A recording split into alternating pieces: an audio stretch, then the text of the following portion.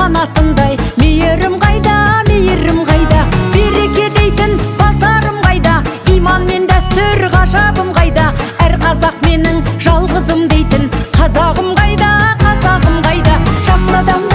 Жақсы адамдарым, бақытты өмірдің басқа адамдарым, тектілікпенен татулық дейтін берік болсын жалғас қамалдарың. Жақсы адамдарым, кем емессіңдер патшадан бәрің.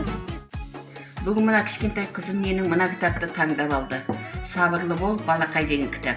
Енді бұл көрдіңіз міне өзің сияқты балалар, бұның ішінде сабырлы балақай, бұның ішінде ашушаң балалар туралы да, одан кейін міне жақсы балалар туралы да жазылған. Біреуге қатты ашуланған кезің болды ма? Әлде өкпелеген немесе көңіл күйін түскен есіңде ме? Көңіл күйің болмай біреуге ренжігенде немесе ашуланғанда өзіңді қалай ұстайсың дейді. Қалай ұстайсың өзіңді? Біреуге ашулансаң, біреуге ренжісең, жер тепкілеп айғайлап тұрып жылайсың ба? Жылайсың ба сен? Жыламайды, менің қызым жыламайды. Әлде сабырлы болуға тырысасың ба?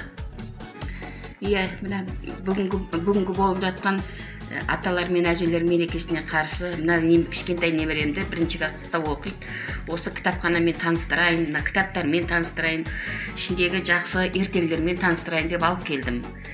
Енді біздің болашағымыз осы балалар ғой, осылар біздің қазақ дәстүрімізді үйренсе, біздің артымызда қалған біздің ізбасарымыз ғой, біздің бұрынғы нелерімізді үйренсе деген мағынада осы кітаппен жақсы болсын деп, білім жақсы білім алсын деп әдейі алып келдім. Аталар мен әжелер күні құтты болсын, бәріміз аман сау болайық. Сіздерге де көп рахмет, өз болашақ балаларымызға осындай білімді кітап көрсетіп білім беріп жатқандарыңызға. Жақсы адамдарым, кем емессіңдер патшадан бәрің.